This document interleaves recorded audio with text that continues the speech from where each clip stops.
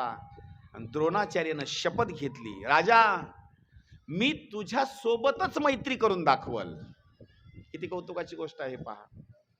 मी तुझ्या सोबतच मैत्री करून दाखवल. तू आज मला गरीब समजतो ना, पण एक दिवस कोणी कोणाची वेळ पाहिलेली नाही. कालांतरानं वेळ बदलू शकते. राजा एक ना एक दिवस तुझ्यासोबत मी मैत्री करेल, मी सुद्धा राजा होऊन दाखवेल. त्यावेळेला द्रोणाचार्यानं काय केलं, आपली पत्नी, आपला मुलगा, आपला असणारा संसार सगळा असणारा तो घेतला आणि हस्तिनापुरामध्ये येऊन राहिले. आणि हस्तिनापुरामध्ये येऊन राहून कृपाचार्याच्या घरी राहिले. पण गोष्ट कुणाला सांगितलं, मी अमुके कोणीतरी आहे, असं आहे तसं आहे, अजिबात नाही. आता झालंय असं, कुठल्याही बॅनरवर आणि पत्रिकेवर देवाचा फोटो लहान आहे, पण महाराजांचाच मोठा आहे. लक्षात आलं का? इथं नाही, पण तुम्ही कुठेही बघा, म्हणजे देवाचे फोटो लहान आहेत, पण महाराजांचे असणारे फोटो आणि ते असे तुंबूनच बघायलेले आहेत बरं का, असे महाराज. पण त्या द्रोणाचार्यांनी स्वतःचं नाव मात्र त्या ठिकाणी, मी एक अमुके कोणीतरी आहे, असं आज अजिबात सांगितलं नाही. काही कालावधी असणारा निघून गेला. पण कालावधी निघून गेल्याच्या नंतर अश्वत्थाम्यानं कौरव असतील, पांडव असतील यांच्यासोबत असणार खेळण्याकरता सुरुवात केली. एक दिवस संपूर्ण कौरव आणि पांडव नगराच्या बाहेर आले आणि नगराच्या बाहेर आल्याच्या नंतर विटी आणि दांडूचा असणारा खेळ खेळू लागले. हा खेळ आपल्याला माहिती आहे. आणि विटी दांडूचा खेळ खेळत असताना अचानक स्वरूपामध्ये त्यांची विटी एका कोरड्या विहिरीमध्ये असणारी ती पडली. विटी कोरड्या विहिरीमध्ये पडली आणि कोरड्या विहिरीमध्ये विटी पडल्याच्या नंतर त्यांना ते विटीच वर काढता येणार. छोटे छोटे असणारे कौरव असणारे पांडव हे त्यांना विटी बाहेर काढता येणार. द्रोणाचार्य त्या विहिरीच्या साईडनं असे जाऊ लागले. मुलांचा खेळ चालू होता, यांनी काही लक्ष दिलं नाही. आणि त्या कौरवांना प्रश्न असा पडला, पांडवांना, आता विटी तर वर काढायची, कशी काढायची, आपल्याला तर काढता येत नाही. तिथून जवळून जाणारे असणारे द्रोणाचार्य त्यांना जवळ बोलवून घेतलं आणि त्यांचं दर्शन घेतलं. महाराज, आमची एक विनंती आहे, अहो आम्ही खेळ खेळत असताना आमची विटी त्या विहिरीमध्ये पडली व आम्हाला वर निघतच नाही, कृपा करा आणि तेवढी विटी आम्हाला वर काढून द्या, आमचा खेळ बंद पडलेला आहे. द्रोणाचार्य त्या विहिरीच्या जवळ आले. विहिरीच्या जवळ आल्याच्या नंतर सांगितलं, तुमची विटी आतमध्ये पडली ना, काळजी करू नका, ती विटी मी काढून देतो. तितक्याच वेळामध्ये युधिष्ठिरानं सांगितलं द्रोणाचार्याला, महाराज, अहो ही विटी काढत असताना मी सुद्धा प्रयत्न करू लागलो, पण ही विटी काढत असताना माझ्या सुद्धा हातामधली अंगठी त्या विहिरीमध्ये पडलेली आहे. द्रोणाचार्याने सांगितलं, काळजी करू नका, तुमची विटी पण मी वर काढून देईल आणि ती अंगठी पण असणार मी वर काढून देईल. द्रोणाचार्याच्या जवळ काही शिक्के होते, म्हणजे पैसे. किती शक्तिवान आहेत पहा द्रोणाचार्य. त्यांनी काय केलं, सगळ्या मुलांना सांगितलं, अहो मुलांनो, एखादी असाध्य गोष्ट जर प्राप्त करायची असेल तर त्याला शिक्षणच घ्यावं लागतं. शिक्षणाच्या व्यतिरिक्त गोष्ट मात्र प्राप्त होत नाही, त्याला शिक्षणच घ्यावं लागतं. म्हणून तुम्ही आजपर्यंत, मला असं वाटतं की ही विद्या तुम्ही कुणाकडूनच घेतलेली नाही, ही विद्या तुमच्या जवळ नाही. लक्ष करा, मी ही गोष्ट त्या विटीला आणि अंगठीला स्पर्श न करता, विहिरीमध्ये न उतरता तुम्हाला वर काढून दाखवण्याचा प्रयत्न करतो. काय केलं, मंत्र म्हटला आणि आपल्याजवळ काही नाणे होते, चिल्लर पैसे बरं का, असे मंत्र म्हटला आणि एक नाणं वरून त्यांनी विहिरीमध्ये असं खाली सोडलं, जिथं विटी पडली होती का नाही तिथं. किती कौतुकाची गोष्ट आहे. ती विटी वर काढत असताना, अंगठी वर काढत असताना नाणं गेलं ते डायरेक्ट विटीच्या ठिकाणी. त्या नाण्याचा असणारा स्पर्श विटीला झाला. द्रोणाचार्यांनी दुसरं नाणं पुन्हा वरून सोडलं, ते नाणं त्या नाण्याला जाऊन चिटकलं. किती कौतुकाची गोष्ट आहे पहा. तिसरं नाणं वरून सोडलं, पहिल्या दोन नाण्याला जाऊन हे नाणं चिटकलं. जसं आपलं लोचंबक असतं का नाही, प्रत्येक नाणं वरून त्यांनी सोडण्याकरता सुरुवात झाली. रस्सी नव्हती तिथं, ना दोरी नव्हती, सगळ्या नाण्याचीच रस्सी केली लोचंबासारखी. आणि सगळ्यात शेवटी आपल्या हातामधलं जे नाणं होतं त्या नाण्याला स्पर्श केला आणि सगळे अशेवरी नाणे असे ओढण्याकरता सुरुवात केली. अंगठी पण वर आली आणि ती विटी पण वर आली. आजपर्यंत एवढी आश्चर्याची गोष्ट या कौरवांनीही पाहिली नव्हती आणि पांडवांनी सुद्धा पाहिली नव्हती. ही गोष्ट पाहिल्याच्या नंतर कौरव आणि पांडव सगळ्या जणांनी द्रोणाचार्याच्या पाया पडले, सांगितलं तुमचा परिचय आम्हाला द्या बरं का, तुमचा आम्हाला परिचय द्या, कारण आम्हाला तुम्हाला गुरु बनवायचं आहे, तुमचा परिचय द्या. त्यावेळेला एकच शब्द त्यांनी वापरला, काय करा, ही गोष्ट माझ्या परिचयाच्या बाबतीमध्ये तुम्हाला जर जाणून घ्यायची असेल फक्त एवढंच सांगा, इथं जेवढी मी खेळ भूमिका केलेली आहे, जी कर्तबगारी केलेली आहे, ही केलेली माझी रूपरेषा, माझं शरीराचं वर्णन तुम्ही हस्तिनापुरामध्ये जाण माझं सगळं वर्णन तुम्ही भीष्माचार्यांना सांगा. मी कोण आहे हे मला सांगण्याची गरज पडणार नाही, भीष्माचार्य माझा सगळा परिचय तुम्हाला देतील. विचार करा बरं का, तिथं जर आपल्यासारखा एखादा पट्टे भादर जर असता का नाही, माझा लगेच सगळा परिचय मी सांगतो, अजिबात नाही. तुकोबरायच्या बाबतीमध्ये एक प्रमाण आहे. अहो मंबाजी बुवानं ज्यावेळेला मारलं का नाही, तुकोबाराने त्याच्यावर रागराग नाही केला, उलट त्याच्याकडे गेले आणि सांगितलं तुम्ही रात्री कीर्तनाला आला नाही, तो त्याचे हातपाय दाबू लागले. त्यावेळेस त्यांनी प्रश्न विचारला, तुम्ही कोण आहेत? त्यावेळेला त्या तुकोबारांनी बोलण्याकरता सुरुवात सांगितली, मी कोण आहे, जर माझा परिचय जर तुम्हाला विचारायचा असेल तर माणसाला विचारू नका, मी कोण आहे ते. माझा परिचय जर विचारायचा असेल, हरी पुसणी ते पोसा पांडुरंगा, पुसणी ते पूसा पुसणी ते पूसा पांडुरंगा, पुसणी ते पूसा. आहे तुका म्हणे दिसतो मी कैसा, मी कसा दिसतो, मी कसा आहे, हे जर तुम्हाला विचारायचं असेल तर पुसणी ते पुसा पांडुरंगा, म्हणजे तुम्ही पांडुरंगाला विचारा मी कसा दिसतो, मी कोण आहे, माझं सगळं चरित्र तुम्हाला पांडुरंग असणारे सांगतील. हे सगळे कौरव आणि पांडव भीष्माचार्याकडे गेले. भीष्माचार्याकडे गेल्याच्या नंतर भीष्माचार्यांना प्रश्न विचारला, दर्शन घेतलं.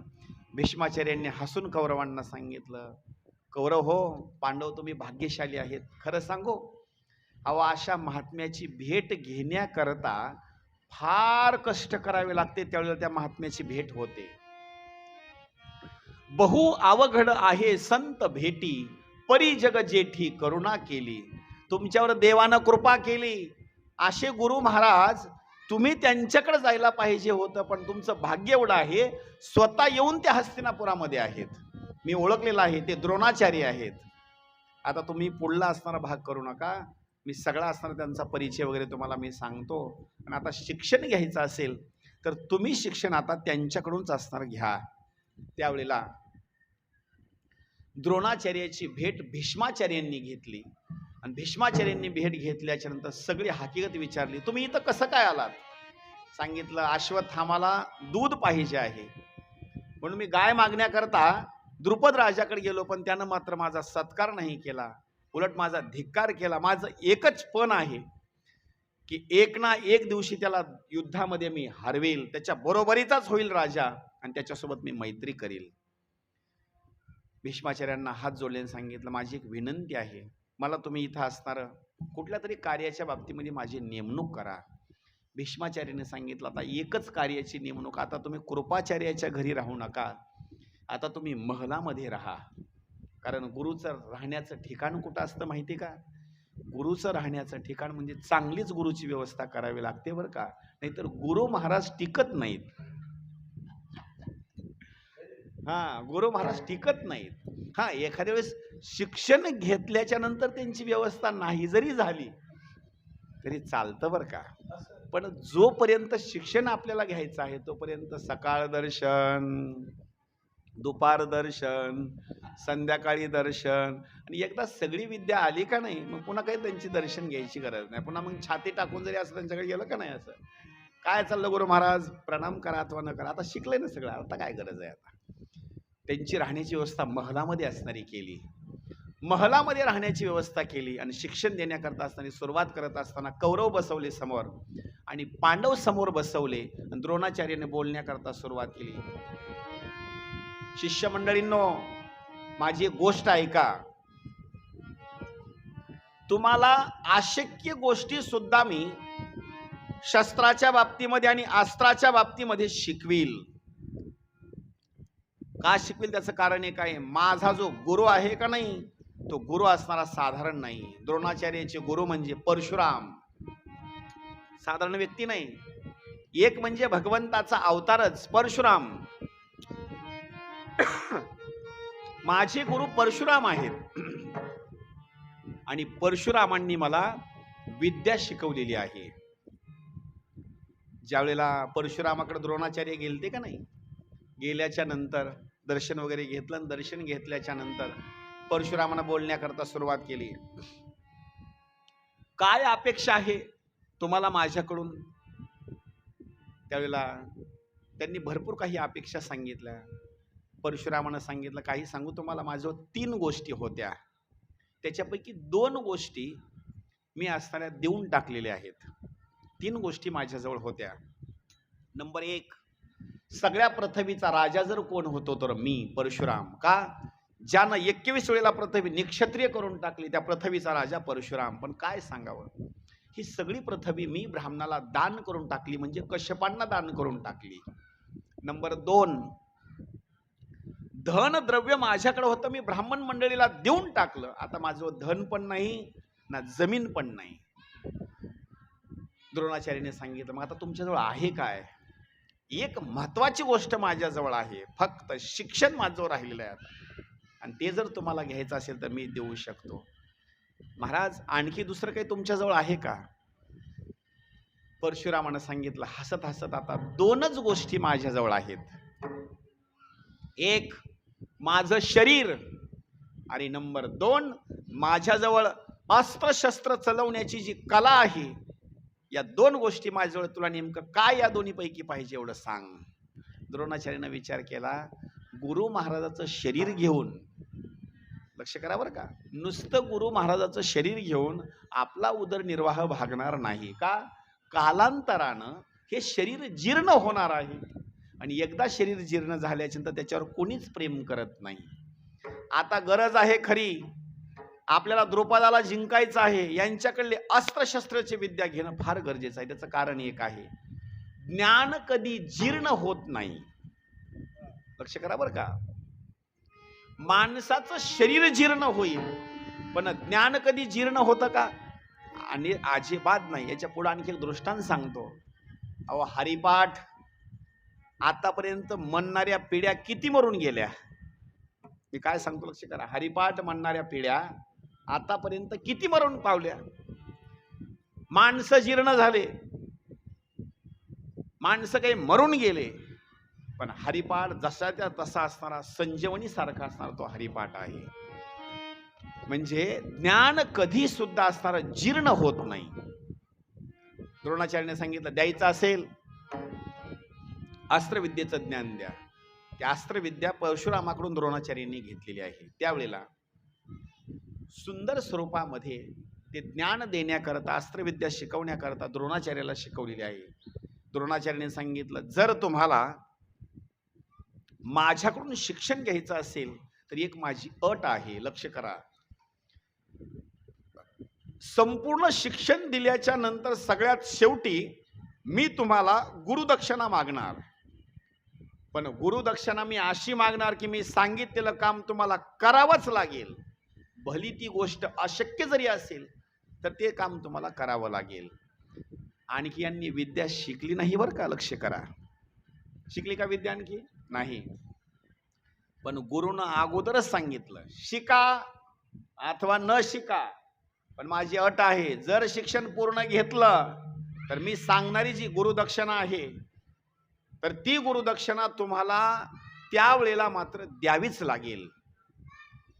मग मात्र त्या बाबतीमध्ये 100 कौरव आणि 4 असणारे पांडव सुद्धा गप्प बसलेले आहेत. नेमकं गुरुनं जर उद्याच्याला जर अशक्य गोष्ट मागितली तर आपण द्यायची कशी, म्हणून हे शांत बसले. अर्जुन उठला आणि अर्जुनाने सांगितलं, महाराज माझे शब्द ऐका. तुम्ही जर मला संपूर्ण ज्ञान दिलं का नाही, तर संपूर्ण ज्ञान दिल्याच्या नंतर वेळ जर आली आणि तुम्ही जर माझे प्राण जरी मागितले ना, तर मी तुम्हाला प्राण देईल.